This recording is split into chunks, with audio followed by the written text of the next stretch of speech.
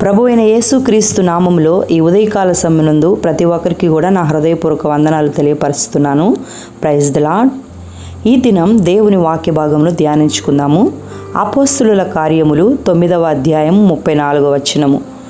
యేసుక్రీస్తు నిన్ను స్వస్థపరచుచున్నాడు. హల్లెలూయా. దేవుని నామానికి మహిమ కలుగునుగాక.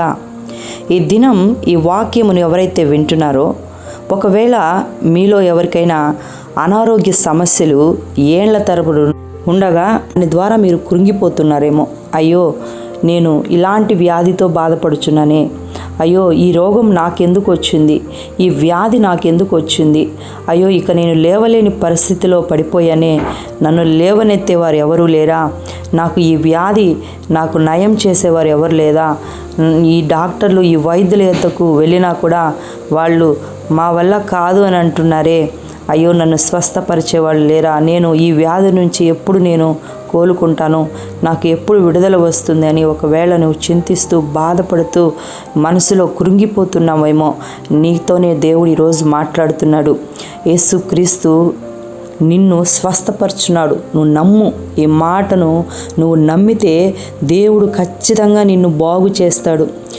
12 ఏండ్ల నుంచి రక్తస్రావం కలిగిన స్త్రీ దేవుని యొక్క వస్త్రపు చెంగును ముడితే చాలు అని నమ్మకముతో, ఆ విశ్వాసముతో ఆయన పాదాల చెంతకు చేరి ఆయన వస్త్రాన్ని ముట్టింది. వెంటనే 12 ఏండ్ల నుంచి బాధపడుతున్న ఆమె యొక్క వ్యాధి నుంచి ఆమె విడుదల పొందుకుందని దేవుని వాక్యం సెలవిస్తూ ఉంది. కనుక దేవుని బిడ్డ, ఆమె విశ్వాసమే ఆమెను స్వస్థపరిచింది. దేవుడే మాట చెప్పాడు, నీ విశ్వాసమే నిన్ను స్వస్థపరిచింది అని చెప్పాడు. ఈరోజు నువ్వు దేవుని యందు ఎంత విశ్వాసముతో, ఆయన నమ్మకముతో నువ్వు విశ్వసిస్తావో అంతగా దేవుడు నిన్ను స్వస్థపరచబోతున్నాడు. హల్లెలూయా.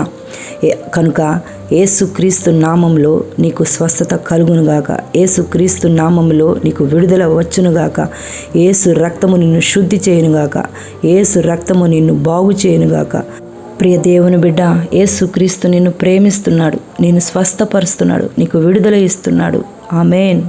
నీ రోగమనే బంధకము నుండి ఈరోజు దేవుడు నీకు విడుదల ప్రకటిస్తున్నాడు.